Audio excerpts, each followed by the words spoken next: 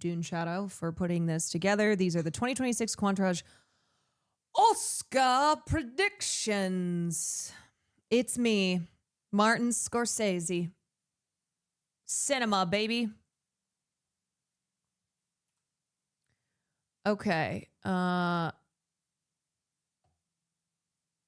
Let's actually, how many sides?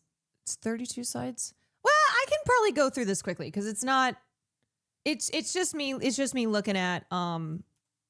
It's just me reading off what everyone's saying. Okay, so starting with production design, we have Sinners as the majority pick from chat from everybody who submitted, which I'm sure is every single person in this community. Every single person who submitted their predictions and their picks.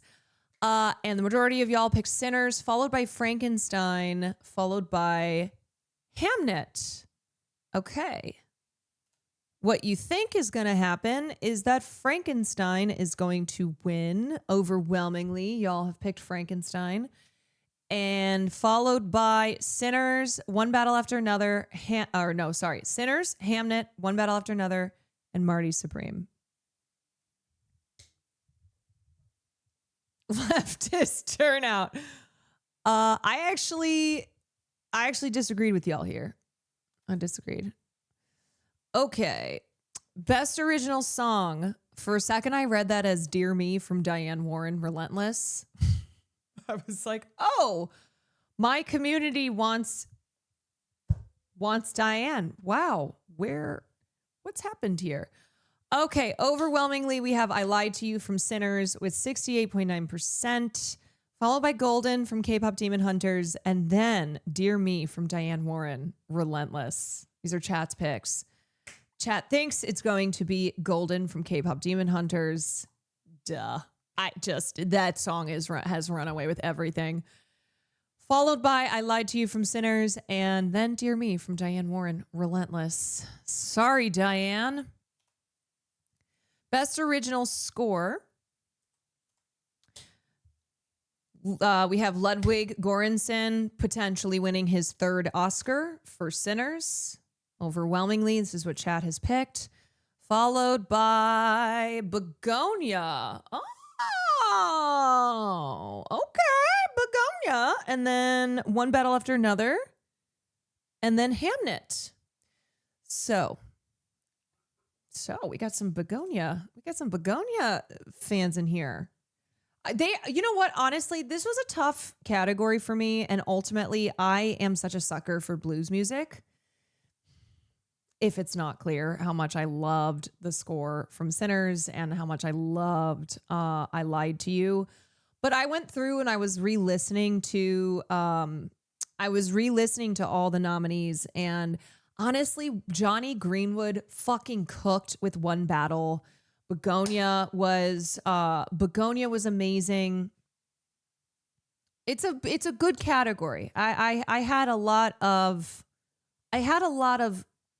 appreciation, where this is one that I'm not necessarily like, if Sinners doesn't win, then I'm gonna freak the fuck out. Okay, best documentary feature film. Chat wants The Perfect Neighbor, which I actually watched last week.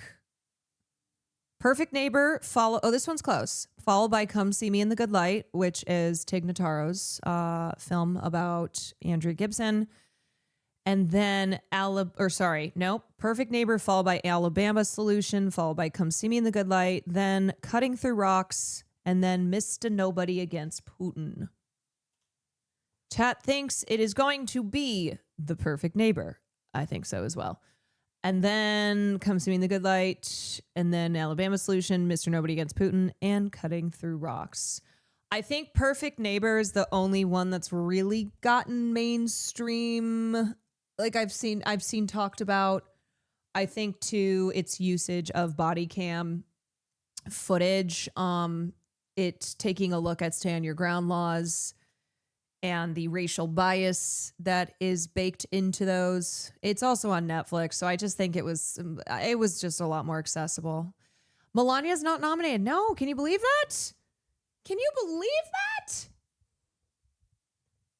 They do love Russian dogs. I don't think people watch I don't think enough people watch Mr. Nobody Against Putin. I really don't. I think if anybody, I think here's the thing you have to think about. You have to think about which of these films have people even seen in the Academy. Most likely, if they've seen one of these, it's Perfect Neighbor.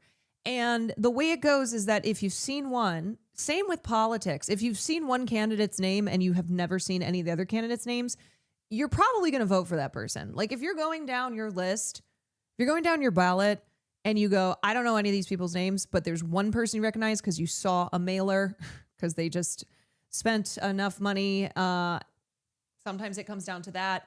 So when I look at this, I go, I can't imagine this is a category that people in the Academy have watched all 5 films of. Accounting for the people who are just pretending to watch any of these, they're going to read the Putin synopsis and go, I'm against that. And I bet that's not. I just think, though, that there are a lot of people who have seen The Perfect Neighbor. It's Perfect Neighbor is the only one I've seen, and you are the average Academy voter. I understand what you're saying, but I got to be honest, I don't think people really care about Russia as much as they did. You know what I mean? If this were a couple years ago, but I just don't think this has the, I know it sounds fucked up to say, but I just don't think that this has the kind of automatic somebody just simply seeing that this has Putin in the title or reading a synopsis. Yeah. All right. So documentary feature, I mean, kind of overall a year where there just wasn't a lot of noise around it because I think so much of the conversation was One Battle versus Sinners in Best Picture. So not a lot of noise in general. Best animated feature film. Y'all picked K-pop Demon Hunters.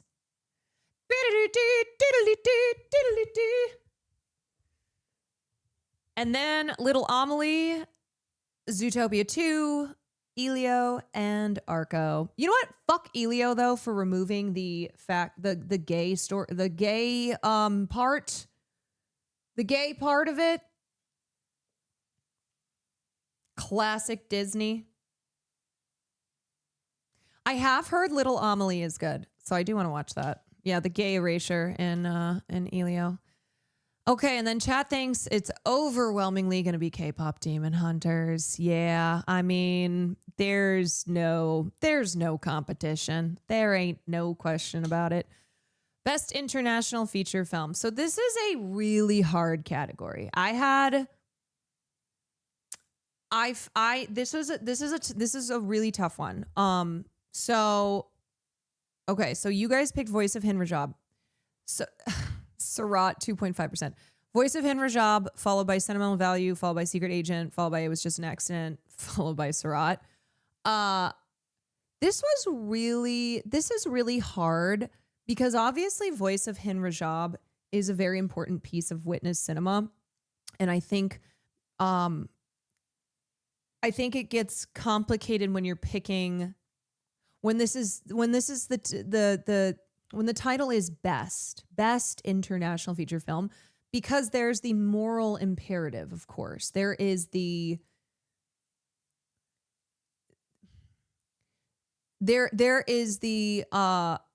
element of films that are fiction and films that are fiction. But obviously, all these, beside Sentimental Value, are political in nature. They are drawing from real serious political events and eras. But then some of them that feel even less fiction. I don't know. It was really hard. This was just really hard this year. I ended up going with Secret Agent because Secret Agent I felt I would pick for Best Picture, and because Secret Agent is not going to win Best Picture, it's just simply not going to overcome the Sinners in One Battle behemoth. I picked it for international feature, which was tough because I also loved It Was Just an Accident. And I think that was a film of great of great importance for this moment, and just everything surrounding Jafar Panahi and that film. Um Picked it to win or no, my prediction is Sentimental Value. I think Sentimental Value is just has more broad appeal. It's the easier it's the easiest pick for the Academy. It also has other nominations, which helps. I don't think more people have even seen any films in this category over Sentimental Value. It has, yeah, it has more significant nominations and wins. So this is the film, in my opinion, that's going to win.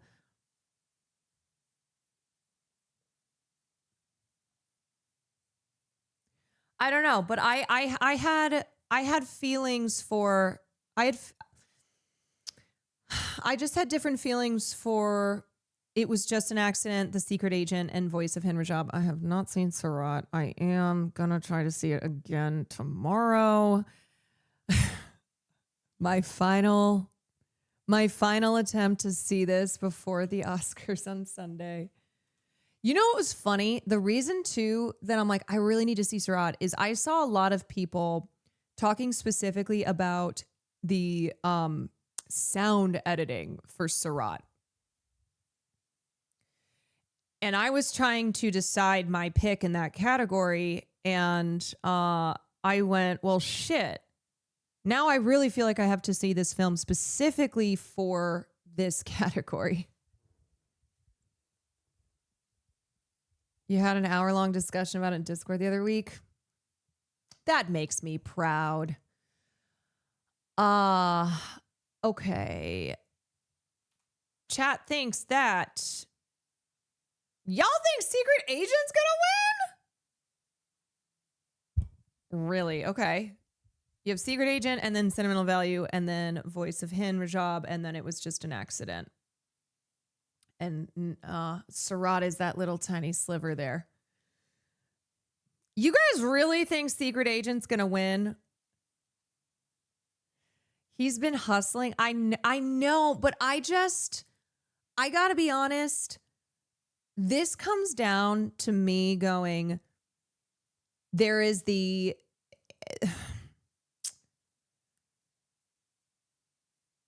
simply no way that enough people have seen The Secret Agent to vote for it over Sentimental Value. And Secret Agent, you have to be committed to. You have to be committed to, because it takes a minute to really get into things. And I just don't believe that even if Academy members watch this film, that they watched it past, that they probably pulled a Dave Portnoy. They probably pulled a Dave Portnoy, 28 minutes in, went, eh.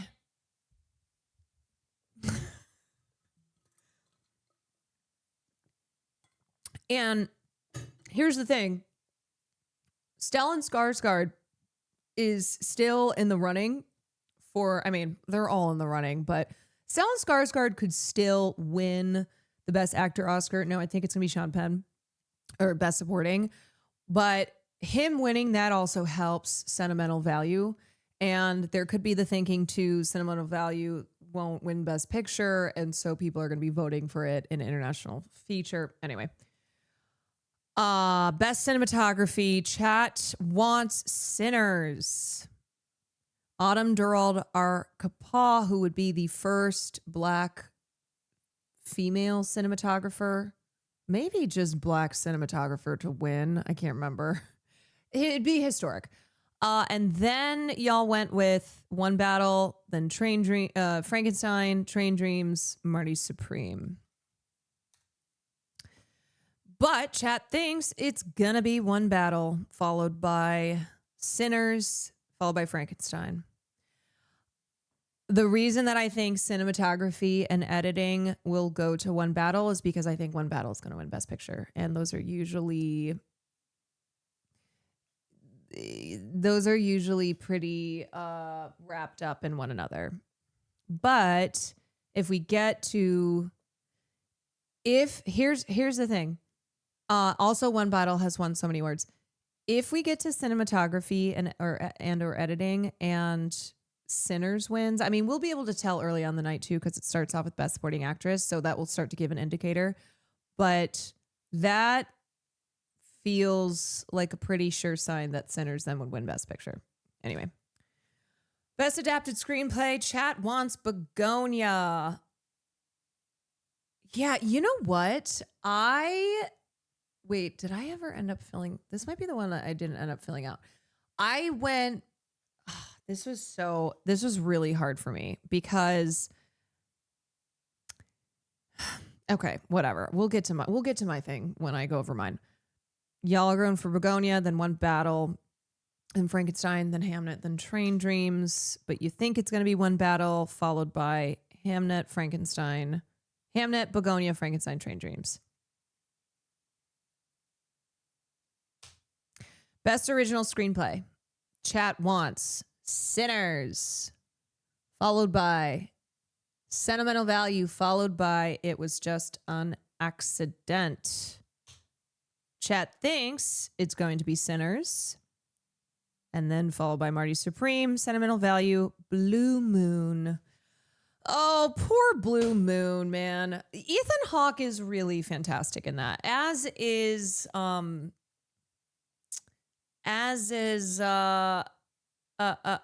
can't I think of his name? Andrew Scott. I thought Andrew Scott gave a really, really great supporting performance in that as well. Ethan Hawke Best Actor upset would be so funny. You know, here's the thing. People would go, what the hell? Ethan Hawke? But he's really, really good. He's really, really good. And it is a film that it's all him. Okay. It's a very talky film. It's Richard Linklater. The script was originally just monologues. And that film is not anything without Ethan Hawke's performance in it. So it'd be funny because it would be a huge upset if Ethan Hawke comes in, beats both Michael B and Timmy C. But he's fabulous. He really is. And he doesn't have an acting Oscar.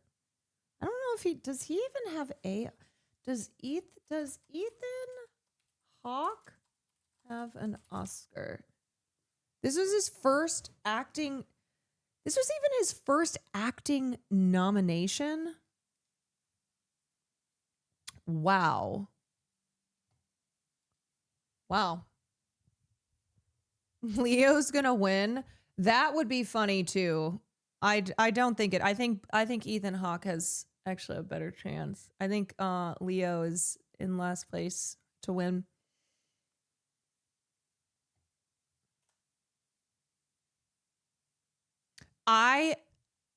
We'll get to mine. Okay.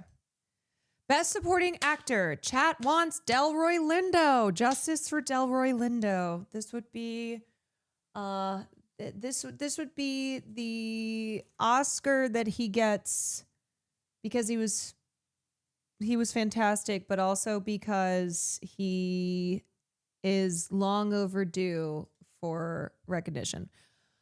And then y'all have Stellan Skarsgård, followed by Benicio del Toro, Jacob Elordi, and Sean Penn.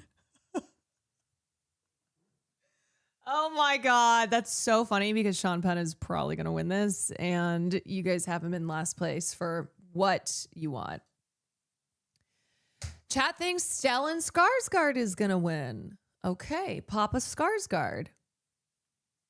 Followed by Sean Penn, and then Benicio, and then Jacob, and Delroy in last place. Best Supporting Actress. Chat wants Wunmi Mosaku from Sinners, which would be it would be unexpected, even though she and Sinners have been enjoying overall momentum. This would still be a surprise because Amy Madigan is predicted across the board to win this. And wow, we don't even have Tiana Taylor on here. Okay, here's the thing, y'all. Best Supporting Actress comes right at the beginning of the night. So this will really set the tone for what is to come. And I bet you, depending on who wins, people are going to be scrambling. People are going to be scrambling online, reassessing what they have predicted the outcome to be. Like, imagine that Inga wins. And she gives such a beautiful performance in Sentimental Value. Imagine that if Tiana Taylor wins, it is over for Sinners, I think. If Amy Madigan wins, Sinners can still have a very good night. Best Supporting Actress, chat thinks Tiana Taylor is going to win. And then, wow, you guys have almost double Tiana over Amy Madigan, and then Wunmi, and then Elle Fanning. It's so interesting. I think of the two Sentimental Value nominees, Elle is in last place here. Okay, Best Actor, chat wants Michael B. Jordan. Clear, you know what? This is actually a sign that I have more influencing to do. I have not reached my heights of influencing because y'all have Wagner Moura in second place. It's fine. You get to have your opinions. You get to have your beliefs. But if anyone tries to claim that this community just goes along with everything that I say, we can point to this being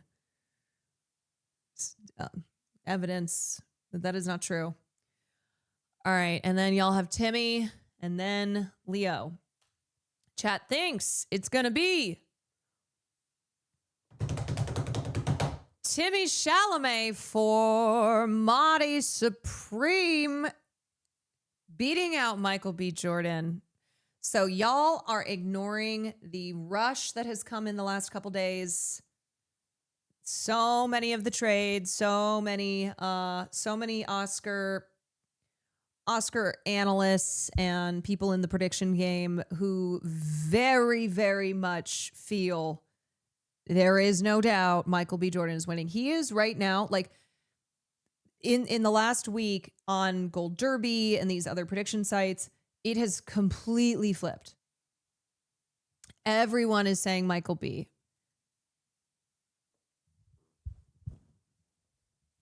I just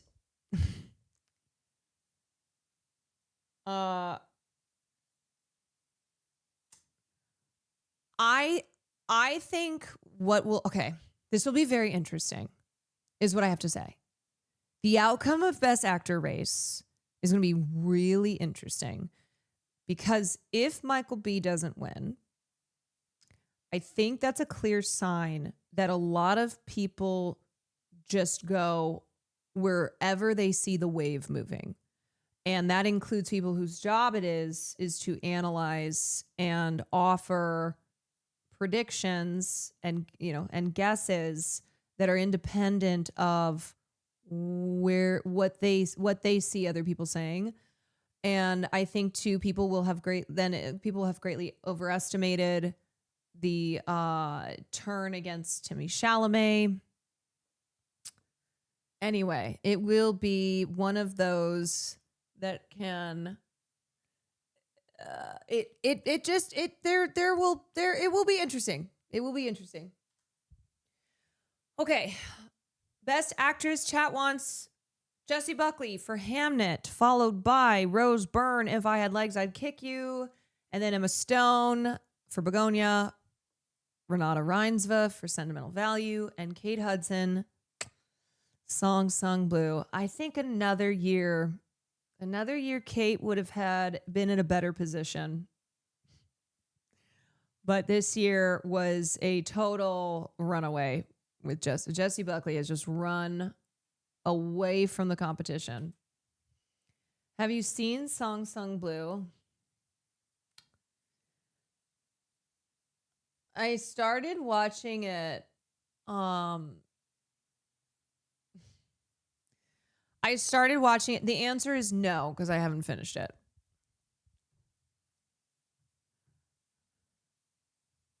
It felt, every time I go to watch this film, it feels like a chore. Like I'm not invested.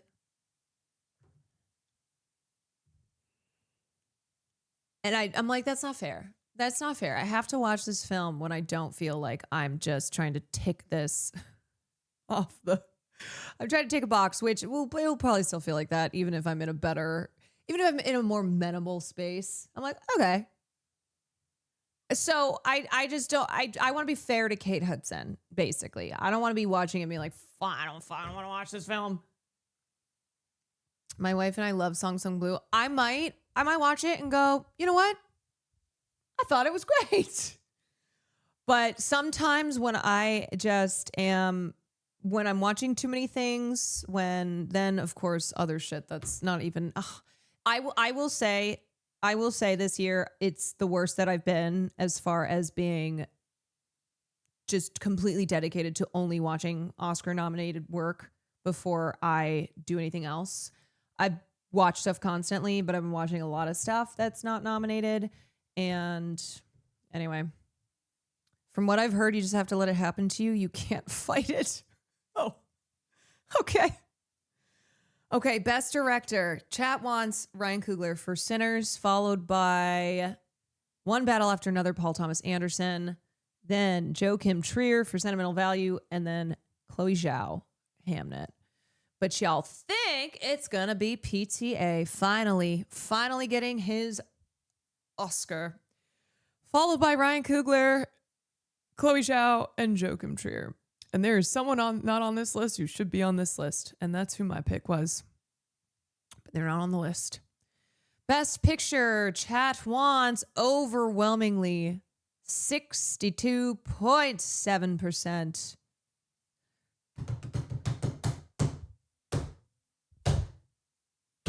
Sinners, followed by One Battle, followed by Sentimental Value, followed by Frankenstein, followed by Hamnet, followed by a tie between Begonia and Secret Agent.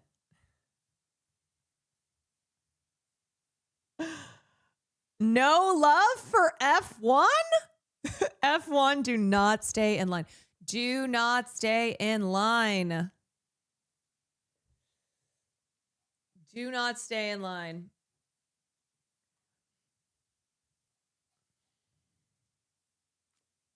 But y'all still believe that One Battle After Another is going to win Best Picture. 55.1%. And then Sinners is number 2. Who thinks Train Dreams is going to win? Well, 8.2% of y'all think Train Dreams is going to win. Y'all must be smoking crack. 0.7%. I would more likely believe F1 over Train Dreams for winning Best Picture. Yeah, come on. Tune in on 3/15 for Oscars Sunday. Join the ! Discord and watch along with the community. The show starts 1 hour earlier this year at 4:00 p.m. Pacific time. Don't get it twisted. If you're like, no, it's at 5:00. No, it's not. It's at 4 p.m. Pacific time. Meaning I have to get my shit together even earlier on Sunday. Okay, congratulations to, I don't know. Congratulations to potential future winners here in the prediction department. And good luck to all those who are rooting for Train Dreams to win Best Picture. That is the kind of hope core that we really need. We need that delirious, kind of delusional, But so solid and true. So solid and true. Echoes, thank you for the 4 months. Daha, thank you for the 4 months. Okay, so we're gonna get to mine in a second. I feel like I'll even disagree with myself, but let's see. Okay, and then I wanted to. They don't have all of the nominees, but some of these categories they have. Okay, so starting off with Best Picture. I think it's going to be one battle after another. I have said this the entire season. What was your record last year? I don't remember. I do not recall. I have said this entire season that the two things that I have felt so sure of that I have not wavered on is one battle after another winning Best Picture and Paul Thomas Anderson winning Best Director. So I still have one battle as my predicted Best Picture winner. But Secret Agent is my pick.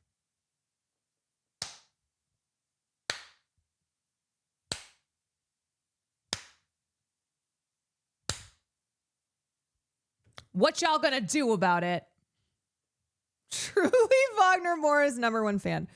Do I think that film was perfect? No, I don't. Do I think any of these films were perfect? No, I don't. Are there films that are not on this list that I would have loved to see on this list? Yes. Did I love Secret Agent? Yes. Is there so much of that film that I deeply, deeply, deeply admire? Fuck yes.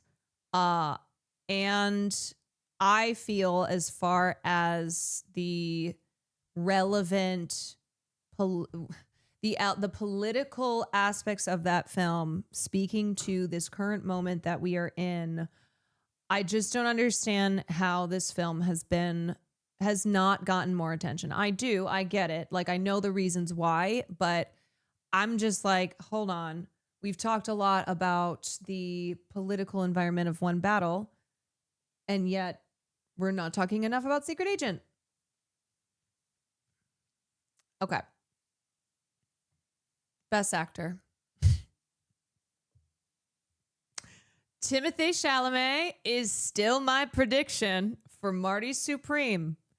Now, this was a little bit of me being like, I want to be the only person at this point who is still believing that Timmy's going to win.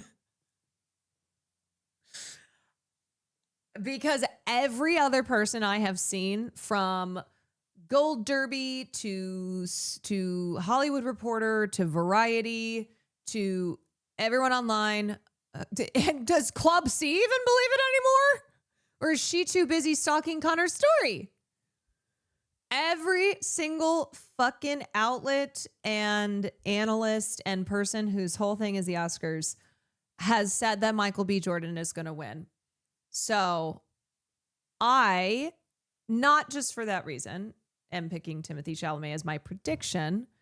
I'm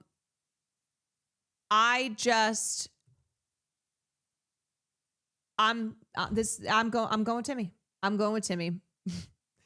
And if Timmy wins, even if Timmy loses, we are still, just so you know, not going to be free of the opera ballet discourse. Okay, we're not done with it.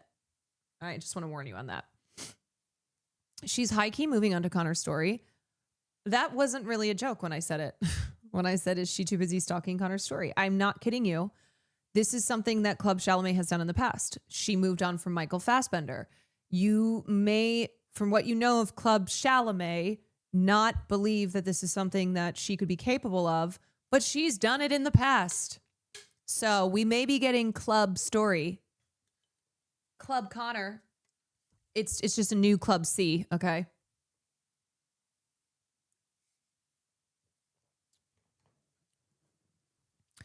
But my pick for Best Actor is Wagner Moura. Somebody show this to him, please. Be like, I'm the only person. I'm the only person. No, I think Wagner Moura is, I think he played a role that was that was a difficult one because of how complex the interiority of the character that he played is. He is an ordinary man in an extraordinary situation.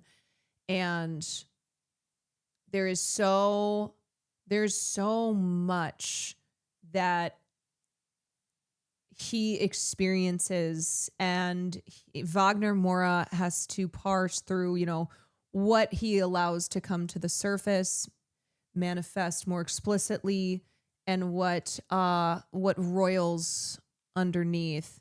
He is so good in it. And a lot of times when someone is in a role that is not as showy as others, they get ignored. They're not as they're just not as recognized because of that lack of showiness. And sometimes I prefer the showier role, and sometimes I prefer the one that's far more understated, but a really difficult perform. See, the thing is, when you are good in a role like that, you do your job, and it is seamless, and it is not going to be showy because it's not supposed to be. Someone who's a lesser actor, a lesser performer in that role, makes it showier. Team Ethan Hawke. I mean, I thought Ethan Hawke was fabulous in Blue Moon. Okay, Best Actress. This is a no-brainer. Jessie Buckley is going to win. And then I'm sure there will be 3 people who are very mad about it online and are like, but what about the cats? However, I ended up going with Rose Byrne. Rose Byrne in If I Had Legs, I'd Kick You. And part of me feels kind of bad because I don't know if... When I look at someone like Jessie Buckley over Rose Byrne, I see Jessie Buckley having a career where she's going to be right back here at the Oscars. She's going to probably, I can see her winning. After she wins on Sunday, winning again, or at the very least, being in roles that like an Emma Stone, where she's just getting nominated all the time. I don't know if Rose Byrne is going to be here again. I was just kind of thinking about that. And same with Renata Reinsva. She's really good in this as well. And she's another person that I'm like, I can see her eventually getting her Oscar. Rose is going to stay doing comedies after this. I know. She's going to be like, that movie almost killed me. Sandra Hüller said she's cooking up something with Renata. Yeah, I saw that and I screamed. I went, holy shit. Oh, thank you, ladies. A film for me. I always appreciate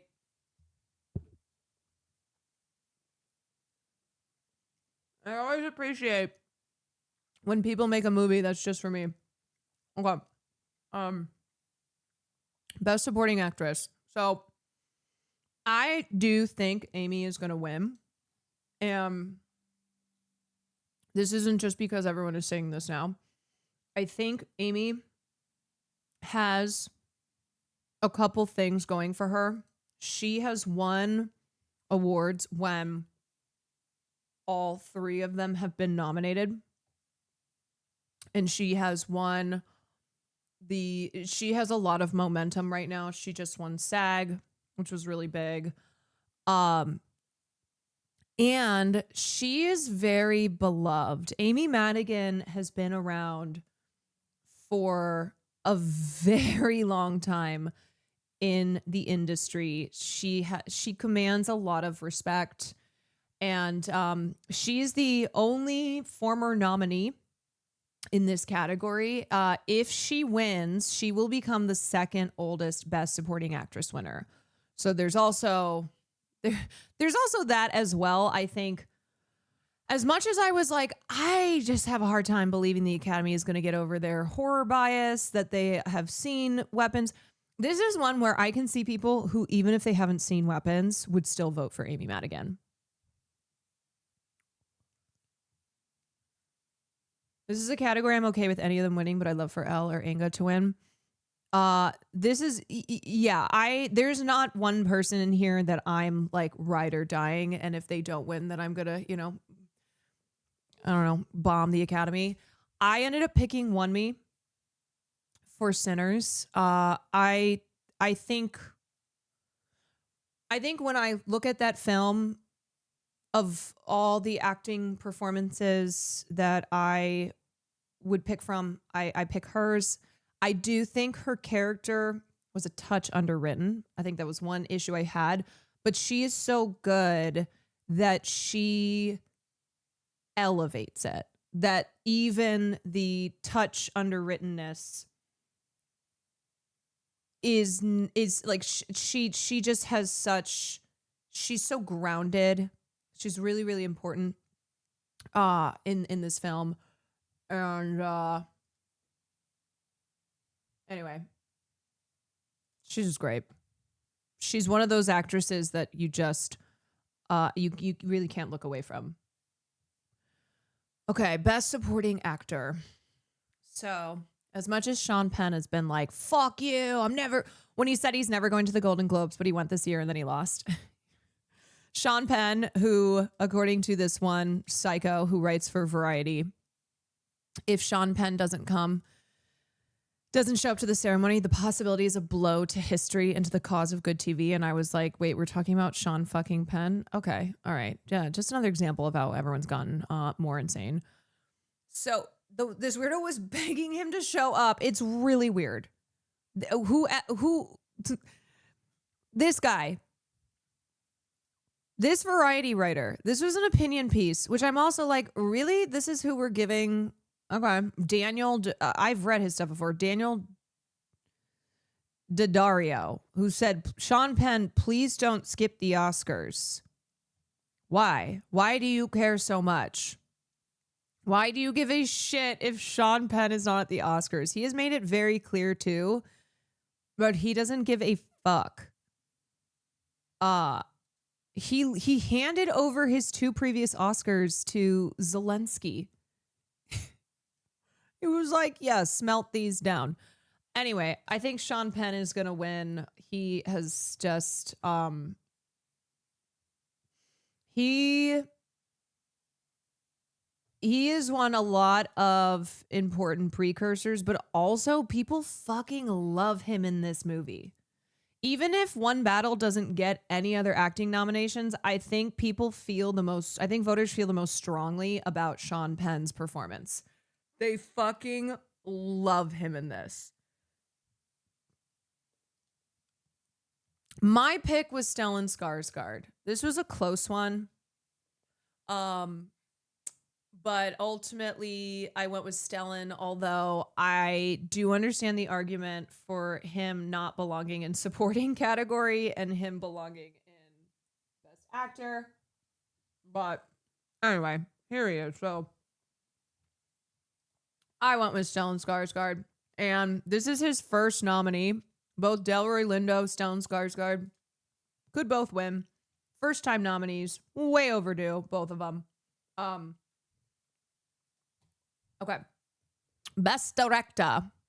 So let me explain, because the person who I would pick is not in this category, and that is Kleber Mendonça Filho for Secret Agent. Okay.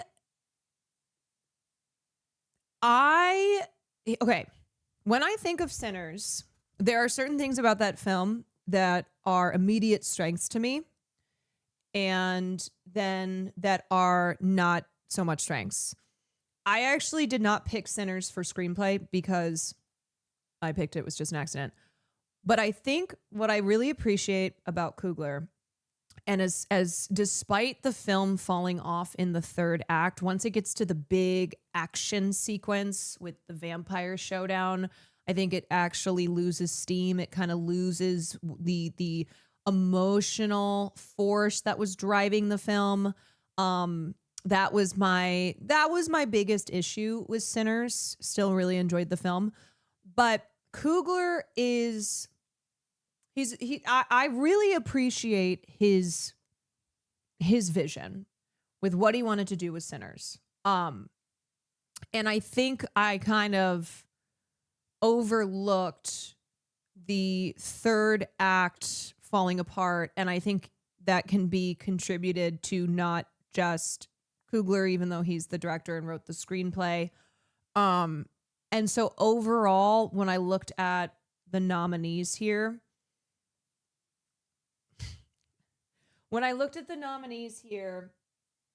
I think I still really appreciated Coogler's vision and his layered artistic choices. And while still recognizing where I think the film's weaknesses. But again, my pick is not anybody who was even nominated. Okay, best adapted screenplay. I forgot to pick on this one. I think it's going to be One Battle After Another. So it's interesting because Begonia is adapted from I think it's a South Korean film. So yes, that counts, but it's not adapted from it's not a literary adaptation. The whole film is adapted from a film that came out in 2003, I believe. And I just have so many issues with One Battle, but I also admire the undertaking from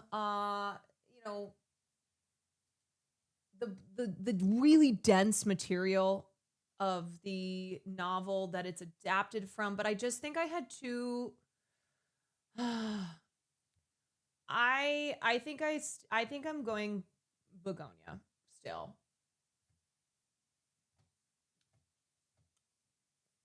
I don't know. Best original screenplay, I actually put it was just an accident. I think Sinners is gonna win, but this was my pick there, and it's unfortunate that this film, after doing so well in the international festival circuit, just completely fell off. It has not been a part of the conversation. People aren't talking about Jafar Panahi. This man is literally going back to prison for making movies. Anyway, I picked him. I picked this film. Okay. Best original song for Diane Warren. I said next time. By far and away, it's gonna be Golden. I picked I Lied to You. Y'all know I fucking love this song. It's my favorite scene from Sinners. I love jazz. I love blues. I love the blending of genre here. I love the one shot of the whole sequence. And I know it's the song and not the scene, but to me, the two are inextricable. I just think it's my shit. Okay. You know this is my shit. Anyway, I thought that was great. Begonia. Okay. Here's sound. Is this the next category? No. Okay. Never mind. Oh. I think we already did directing, production design, casting, visual effects. Okay, we already did directing, but there's a video from the Academy. I think grief and loss is what connects us, truly. Our grief, as difficult as it is the most human part of us. It's a part of us make us most compassionate and be able to look at each other as human beings. So it's actually a really beautiful and profound thing. I think what made me want to focus on this era was it's such a distinct era of blues music. And blues music has a very important relationship with global pop culture, with American pop culture, and with Black culture. The surreal montage represents like the ultimate connection between artist and audience. You know, it becomes like a circular thing where energy is being passed through and given back. I love that idea of something happening that's bigger than just the people that are here in the present. The whole film, I feel, is very much about those clumsy difficulties of talking together in close relationships that at least I, and I think most people I know, find very difficult. It's slippery, isn't it? When you try to talk to someone about the difficult stuff, it slips away again. And to try to make a story that traces that, that was what we were trying to aim at. I hope it works. I believe in subjectivity. I think it's Timmy the most Chalamet in important China. thing that we have as human beings is to submerge somebody into someone else's point of view to understand your own life a little better. I wanted to take Timmy's good looks and his charm, but I wanted to project onto it the certain life of an outsider and what are the things that might put somebody onto the walls of society. 20 years ago, I kind of started noodling around with some ideas.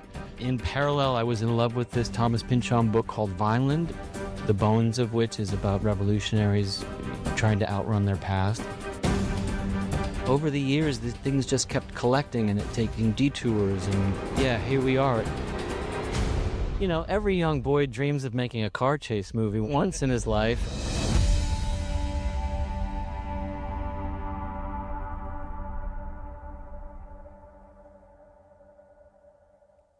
Someone said, what film, Caroline, what new movie are you excited to see this year?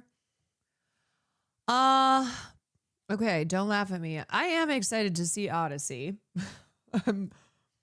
I will be sad. I am excited for, what's this one horror film that's coming up?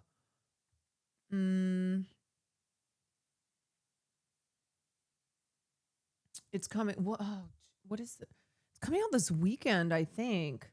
Well, I'm excited for Ready or Not too as well. I did like Ready or Not, but Undertone. Yeah, I just recently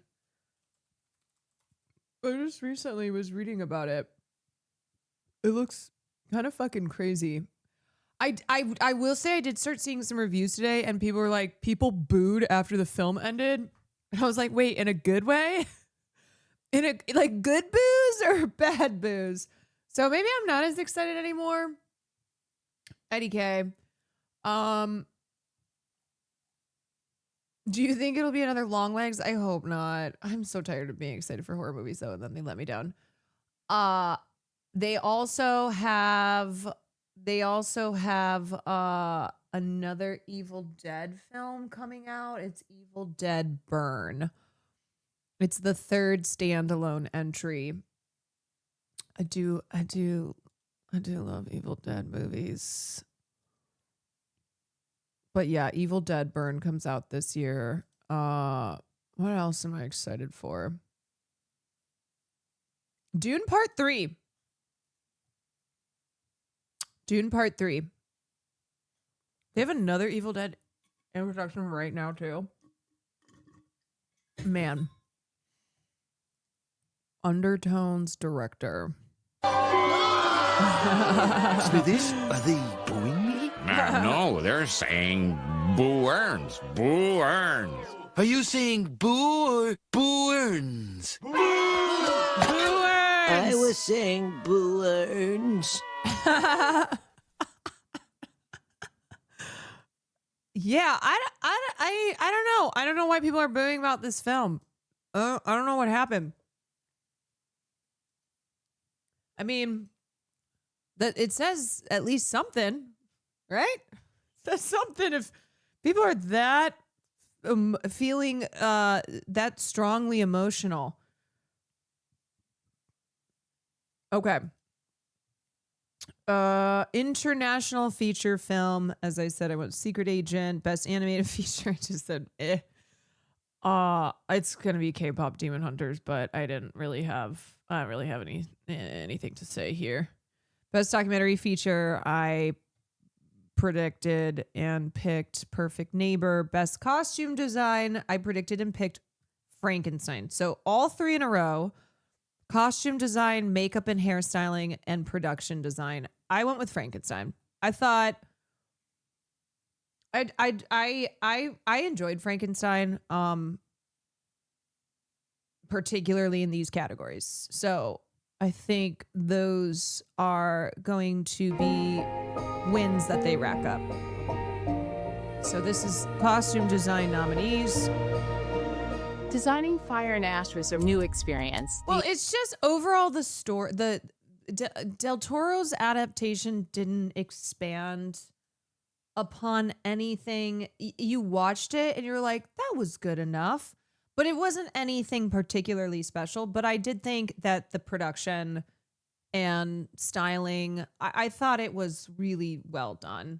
As far as like the narrative elements, character, all that, I don't think he's not even nominated for director and any other categories. But yeah, I would be happy to see it win in the categories that I think it was best The in. ability to take old world craft, like literally people working in a workshop with your hands, just like we've always done costumes, and transfer that into the digital world, into the VFX world, has been an incredible challenge and also incredibly rewarding.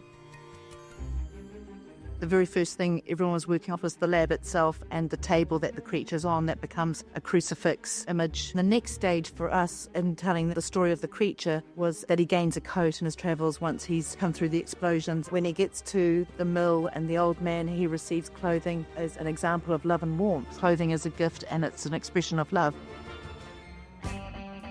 As we come together, the production designer, the director, the costume designer, it's like a ball of fire that swirls around the room. I did love and Ruth we can Carter's work actually for Sinners as story well. That. You see a djembe player, the Monkey King, a griot, a ballerina, and you understand this person is representing dance and music and movement, and it's a beautiful thing. My greatest challenge was in terms of the people and how grand all of the different worlds were. For every stage of the film, I was really inspired by the Lower East Side, so the very beginning of the film, and Marty's first outfit of him working in the shoe store. The greatest moments for me in the film was going to Japan, and all of the Clapper girls loved them. When I started doing the research, I realized that the images that we know of Shakespeare are made after his death. So they are an adaptation already. We start with him with little scratches, and then it opens into these gashes. Until then, it finishes in this broken clay that he finally washes off. With Agnes's character, she is just... I haven't seen any of these movies. Which should I watch tonight, chat? One Battle After Another, Sinners. I mean, you should probably double feature. If you don't have any plans, I would watch them both, because those are the two. This Oscars is One Battle After Another versus Sinners. Marina, thank you for the 17 months. So if you can double feature, I would double feature them. Such a creature of the forest. All the reds are an emotional representation of this beating heart of a creature that she was.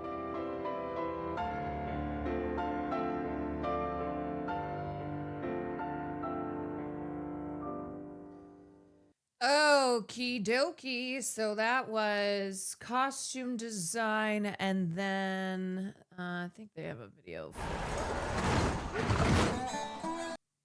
Pardon me. Oh, excuse me. Where directing, costume design, sound, casting, visual effects, makeup and hairstyling.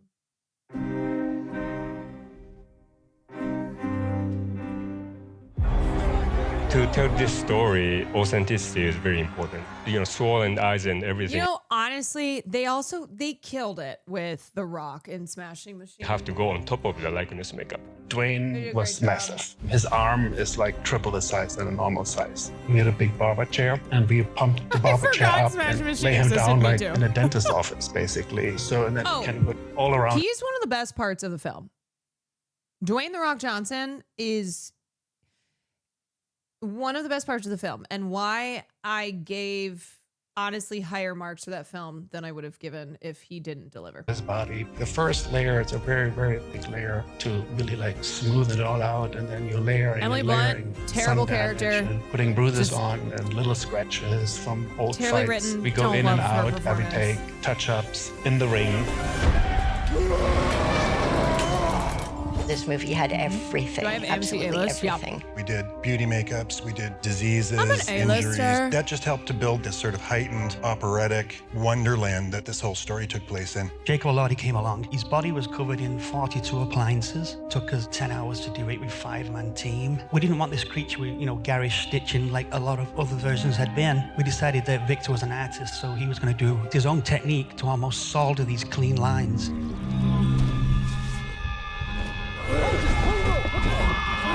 Blood has various stages. Arterial bleeding is very oxygen-rich and brightly colored. Vascular bleeding is a darker color. I'm sorry, I cannot believe Will Neff tried to say Sinners isn't in the horror genre. I'm like, yeah, it's in multiple genres, and no, I don't think Sinners is the scariest horror movie I've seen. But you gotta be kidding me.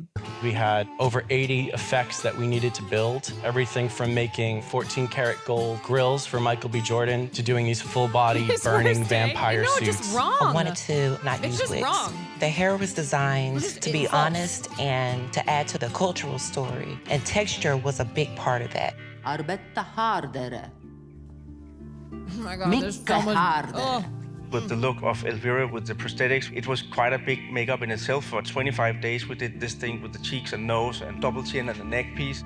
Every person had to just have that extra little whipped cream on top, but still at the same movie was time so gross. being relatable.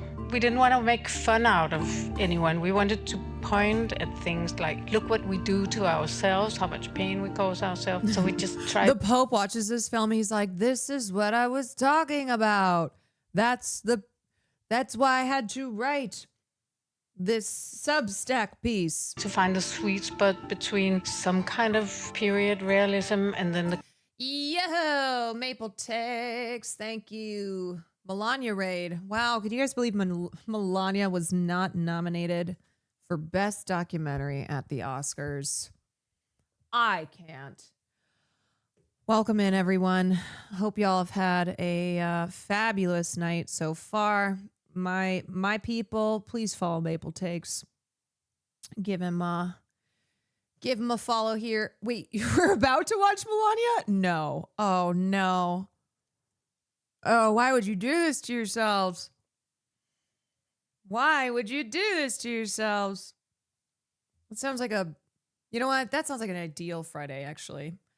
Well, we have been going over our predictions and picks for the upcoming Oscars, which I will be running the show on Sunday, not the Oscars show, but here on stream, I will be reacting and providing my commentary, my thoughts for the show on Sunday. And so we're just going through what chat picked and predicted, what I have picked and predicted.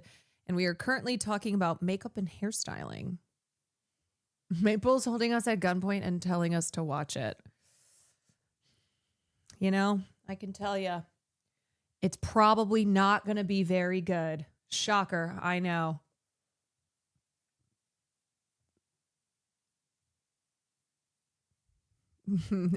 more like a torture sesh. That was my favorite movie of the year. Taught me women can be strong and take chances. You know what? That's beautiful. That is lovely. And who am I to say that a piece of media cannot speak to you? I can't control that.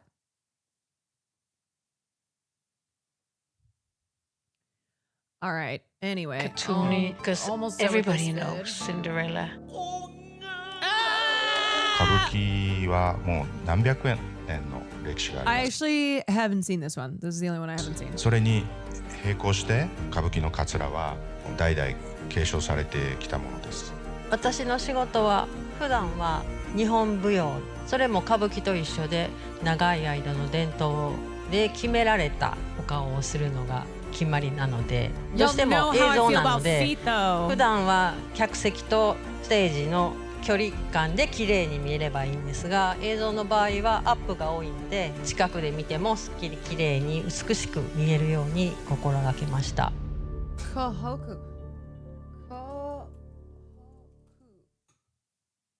It's a historical drama directed by Lee Sang-il.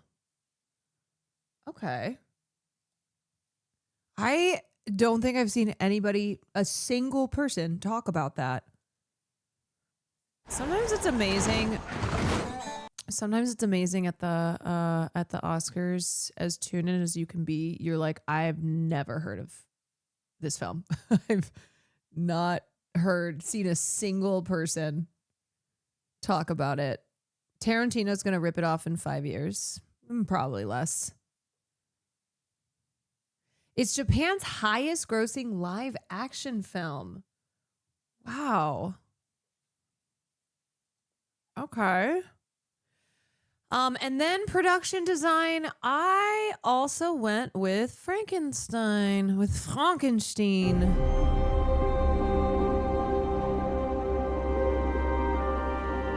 On Frankenstein, we started by scouting in Scotland and the UK, and that was really informing us about our visuals. Walking through the streets of Edinburgh, looking at different Frankenstein villas really brought the whole visual aspect and the color palette to us in many ways. There's the suspension of disbelief when it comes to building the creature, but everything in that lab, all the equipment is of the period. Come on. The lab is so big and everything gets so dwarfed, so it's really about balancing the scale of all that. The sets were so good. What I tend to do is map the movement of the film. I remember looking a lot at rambling gardens, like mess. And then there would be photos like children's feet. I remember doing a lot of referencing around play, creating an Elizabethan family life that felt as relevant and as alive as my family life. Chloe would just keep the cameras rolling at the end of dialogue. So we had things for them to do all the time. So that if they moved around the house or, if something happened there was things set up. It was like having a nursery with play areas. We start early on with heavy research. What's our best way to utilize our resources to create that environment so that it feels like you've tricked people into thinking they've traveled to another time? I realized very quickly when we saw the way that Josh had cast the film that it had to be real. And we approached it more like a documentary. Everybody would go on the location scout. And a lot What of is the film Marty was- Supreme about? It's about a guy who just hates opera in the theater and believes that ping pong should be the one and only art form in this world. Oh, sorry. I think that's what Nathan Lane said on The View. Marty Supreme is a film about ping pong that's also not about ping pong. formed as we saw the Hold on, I think possibilities Farley's together. sitting. And that's the most exciting way to work. A big part of our process was looking through all these photos of the way that people live in the woods, for example. And so the details that you get to pull, collections of plants, Bob's hobbies, it's just like a layering process of deep realism. Everything was sourced from the locations and the communities that we're in. Each team would start talking to businesses and they know somebody, and through discovery, you start finding things that you never could have imagined. The biggest guiding star was this idea of an American story. And that's what really formed the whole look of the film, diving into the red, white, and blue. But then there's all this meaning that goes into those colors in specific places. Our first meeting, she walks in with a bag of dirt from Clarksdale and just plops it down. From that moment on, I was like, this is gonna be fun. The amount of information and the amount of research that went into this, it was just a different level. This whole experience was just on a different level.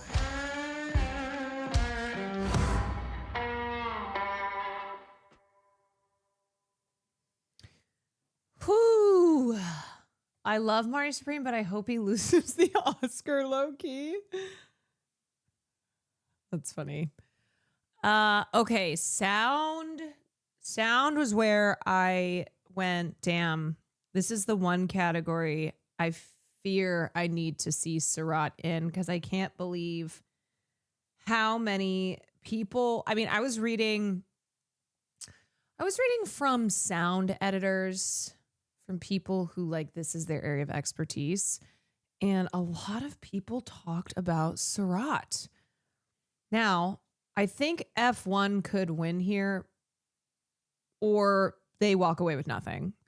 This could be the let's give the car movie the sound award for the car sounds. I don't think Surratt's going to win. I was just really amazed to see how many professionals like listed Surratt as their pick. I ended up picking Sinners just because for me, the music and the sound and all of that was such a strength for me. And it's really like the instrumental aspect of Sinners is a big part of the sound design. Here are the nominees.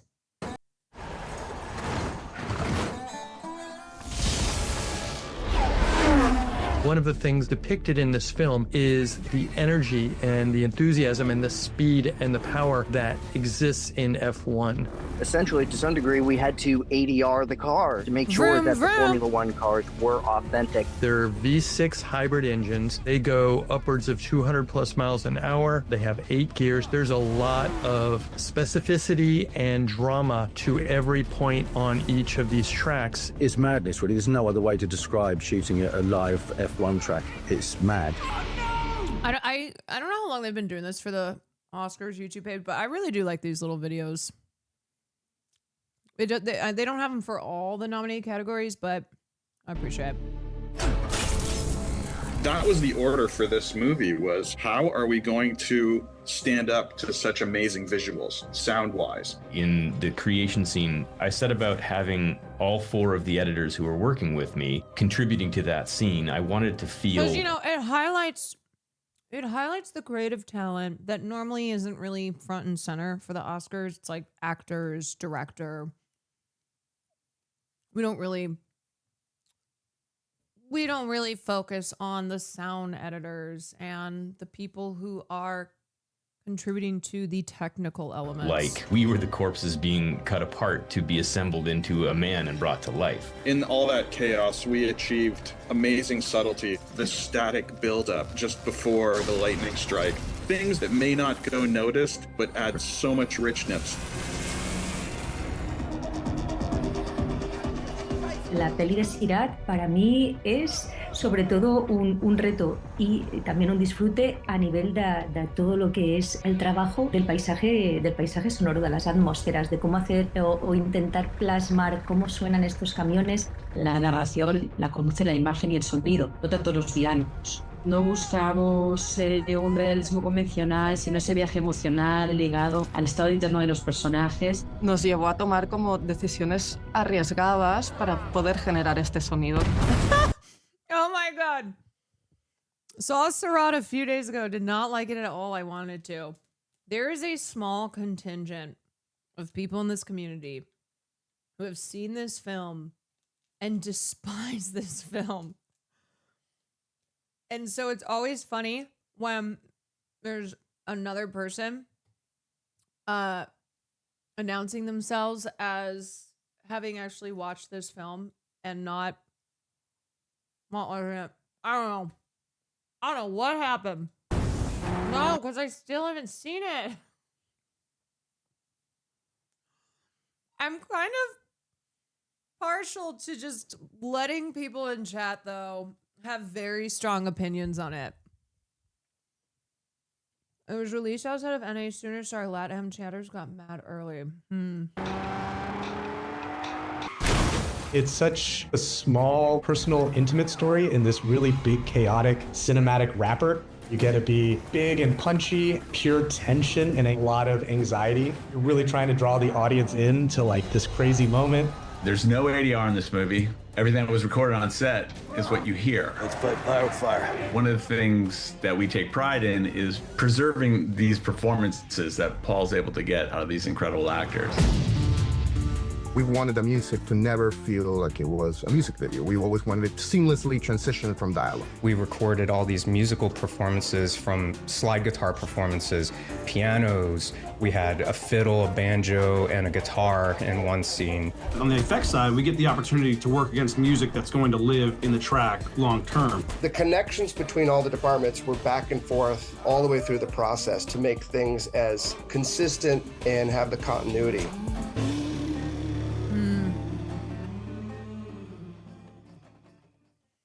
Yeah, sound's always kind of a tricky category. Some of these technical categories, I don't even always feel qualified in evaluating. But sometimes you just go with, a lot of times people just go across the board, whatever their favorite film was. They just go down the line. Or what, like, if there's one element from a film that otherwise sucked or was just not that memorable, but they did the one thing and they did it really well, I like to try and not just give one film everything, unless it's, like, to me, one of the greatest films of all time. But most of the time I'm like, I actually prefer to spread things out a bit. Okay, so coming over here, best film editing. This was hard for me to decide, but I actually went with One Battle After Another. So this is my prediction. I think because One Battle is, I'm predicting it to win Best Picture, it's going to pick up cinematography and film editing. And I ended up giving it my pick because my issues with One Battle were not in the technical categories. Sometimes my issue with a film will so override, like, it's just too big of an issue that I simply can't. It's hard to find it's hard to find a win in there. Okay, here's why I went with One Battle. I thought to myself, it is, excuse me, it is the longest film in this category, but the editing is so well done that I never felt like the film was dragging. I never felt like, it does not feel the length of the film. And I think it's really seamless. The editing is, I mean, this is this film, One Battle After Another blank. This is an almost 3-hour film. But it's boom, boom, boom. It keeps it moving. It keeps it moving. The opening is very well edited, even though I really had issues with character and with writing. So anyway, I was thinking, like, what categories did I really appreciate One Battle in, and film editing is one. So I'm giving it to them. Okay, cinematography. I think is going to One Battle. I went with Train Dreams. And the reason I picked Train Dreams is because I think the cinematography is the thing in the film that elevates it. Overall, this film didn't really have an impact on me. But I do think one thing I appreciated is that it did not, with being a film where it could have easily fallen back on a very nostalgia-driven way of shooting it, it didn't. And I think that was the smart decision. That was a really good decision on the cinematographer and director's part. It lives and dies by it. Even if it's stealing, even if it's clearly stealing from Terrence Malick, I do think this is a film that it's the cinematography. And I think one problem with the film is how much it relied upon the cinematography, where it's very much like, isn't the cinematography in this film amazing? There are multiple points that the lead character is like, sure, like pointing out how beautiful it is. But yeah, I would be happy to see Train Dreams if it only gets one win to get it for cinematography, though I don't think it's going to happen.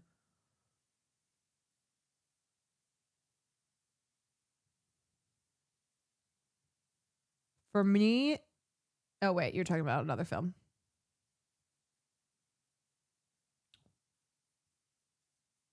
And I think the Oscars has directing, costume design, sound, production, casting, visual effects. They don't have a freaking video for cinematography. Well, here's a video on Train Dreams. There were once passageways to the old world. Train Dreams tells the story of a man named Robert Grenier who lives in the Pacific Northwest in the first part of the 20th century. He's a logger and Is itinerant casting laborer. new? Yeah. And basically it tells the story of his life as he watches the world completely change around him. Robert is kind of an everyman in the sense of what we might hope for humanity. Sensitive, honest, empathetic, and attuned to people and things in the environment around him. And so I could connect to so much of what Robert goes through, even though I look different and I live in a different part of the world.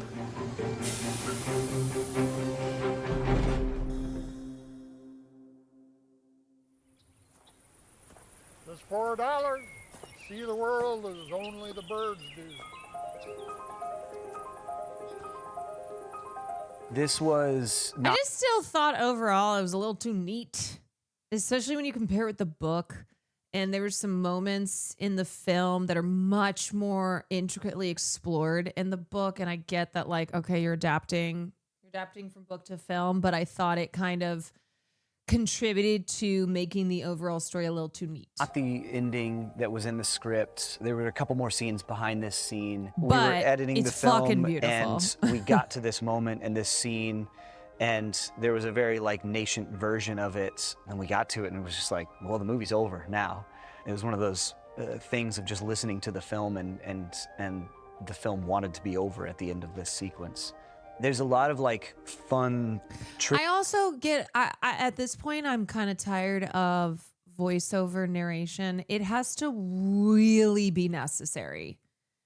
It's got to really, in my opinion, be an integral part of a film. Otherwise, I think it can be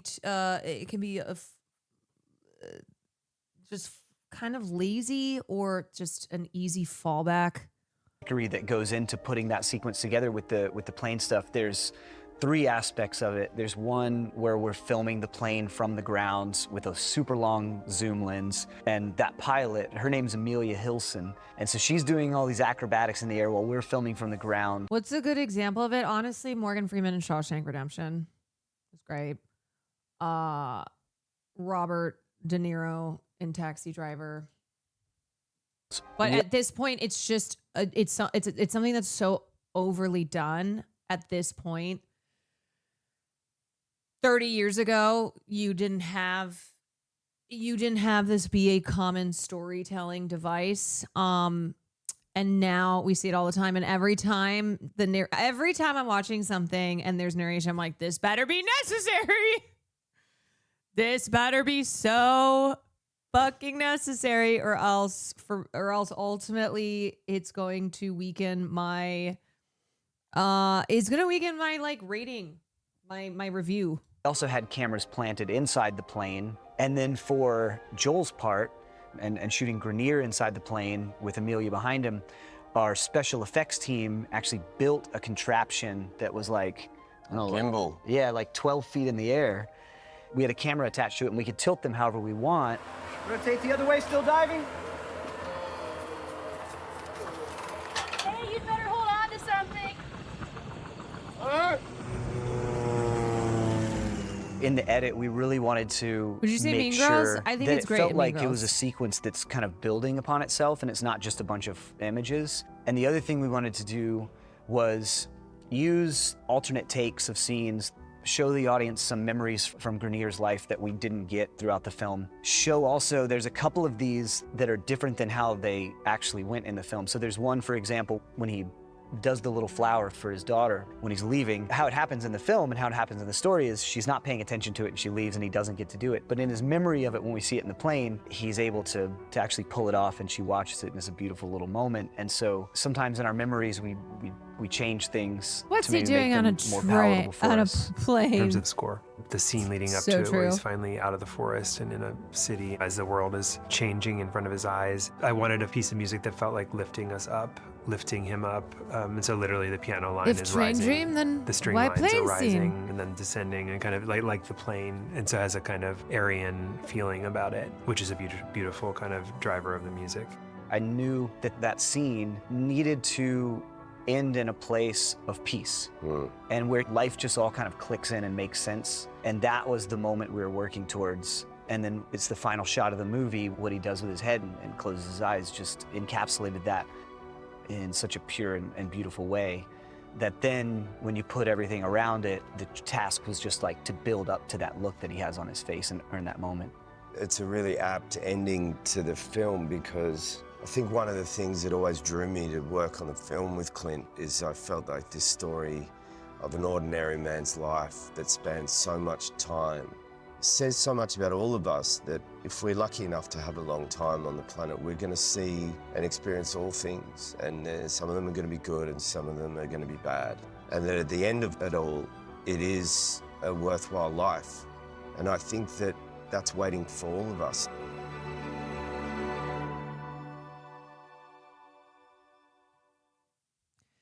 Yeah, see, it has a In terms of the score. it has a modern feel because they shot it on digital, which I thought was the smart decision rather than really leaning into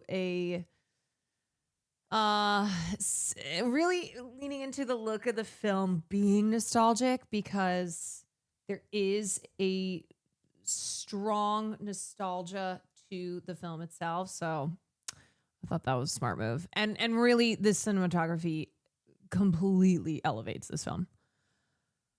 Okay. I did go. So my guess for visual effects, Avatar, Fire and Ash. I agree. It was budget constraints. I don't think they could not have afforded to shot on film, but I think so. Even if it really was the budget constraints that made them shoot that way, I thought that that was the right decision for that film. Okay. Avatar, Fire and Ash. Because this is what this film is.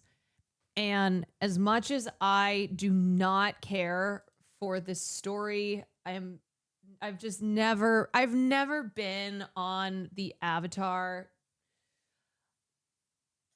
train. I don't know. I saw the first film. I was like, okay, that's cool. The second film, I was like, okay. It's the visual effects are stunning. All right. That is, I will never take away the innovative effects of Avatar. So I don't need to not give it the category that it deserves to win in. Okay? It's like I don't need any of these other ones to win this over Avatar. But at a certain point, I'm like, how many Avatar films do we need?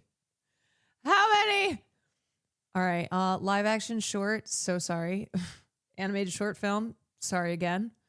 Best documentary short feature. Sorry for the third time. You know how it goes. And then best casting. I think this is going to go to Sinners. I would give this to Secret Agent. I think one of the best fucking elements of Secret Agent is the cast. It is remarkable how massive this cast is, how characters may show up for just a couple of moments, but it's so well done. It truly is an ensemble piece that is anchored by Wagner Moura's performance, but there are in an ensemble that's just such a standout, all these side characters who are never going to get recognized ever in a show like the Oscars, but that I will never stop talking about. Justice for Tanya Maria. Oh, my fucking queen. My queen. I live for her. I would die for her. Sinners cast the same actor twice, though. Well, Wagner Moura plays 3 different Wagner Mouras. You think about that? Wagner Moura playing 3 different Wagner Mouras? Now, I think the Sinners cast is great. But to me, as I said, one of the absolute strengths of Secret Agent is its ensemble. And I don't think this will win anywhere else. I would love to see it get casting. I just think that that would be a very iconic move. I think it'd be very exciting. Wagner Moura, and Wagner Nora. We spent obviously a lot of time to choose the woman who just, with no ego and total emotional availability, 3 Wagner Mouras meets 2 Michael B. Jordans. And then how to kind of spread it out from her to the parents, the grandparents, the children. Ultimately, all you really can do is trust your instinct about it. The way they really seem like a real family and how they really, truly relate to each other is what makes me proud. The authenticity to the time period, we really were very discerning in this process. That's not just within locations and sets and wardrobe, but it's in a face of a person. I looked at lots of street photography from the 50s, like Lawrence's is a ping pong club for misfits. So we had to really make sure, does this face tell that story? I really feel like this job becomes a way to expand your empathy and compassion towards others. When I read a script, the characters start coming to life in my mind. And then it becomes about how to put this whole thing together to make this script even be better than what I just read. This film is also, this is the first year the best casting is at the Oscars, and this has been the culmination of 50 years, a 50-year attempt to get best casting into the Oscars. It's one of the few aspects of the industry that is female dominated. It's where women have been able to find opportunity in areas that a lot of other areas of the industry that women have just historically been shut out of. So it's nice to finally get this category at the Oscars. Casting is key. Great casting directors are some of the most important people in the entire filmmaking process.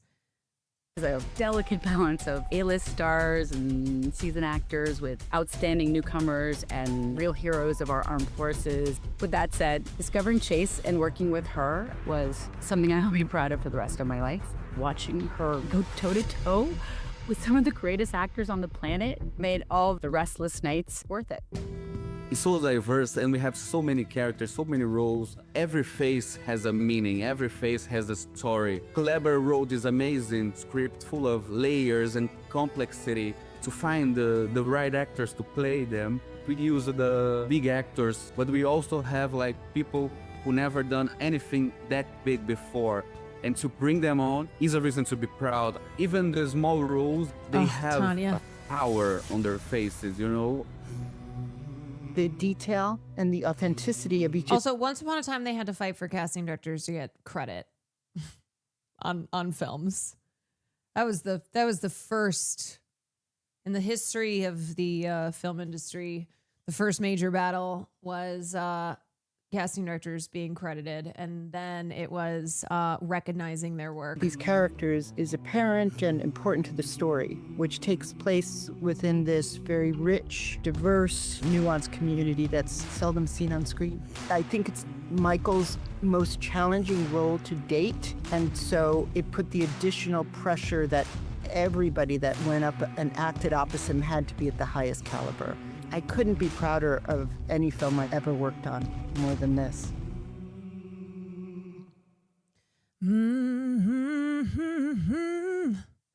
And that is the last category.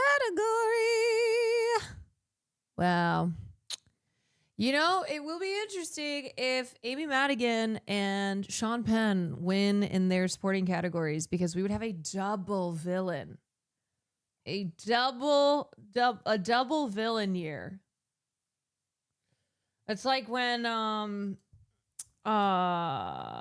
Christoph Waltz won for Inglourious Bastards. And then best supporting actress was it was 2010. That was supporting actress. I don't remember. I know it was a villainous role. Best supporting actress 2010. Monique. Yeah, Monique won in Precious.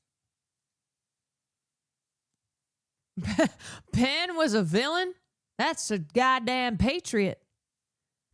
Watch your tongue, woman. But what will the variety writer do if Sean doesn't come? If Sean doesn't come, that variety writer is probably going to kill himself.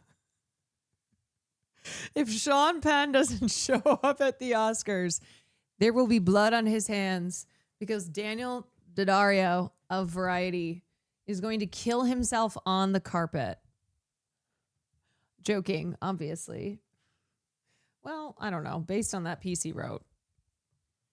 Maybe not a joke.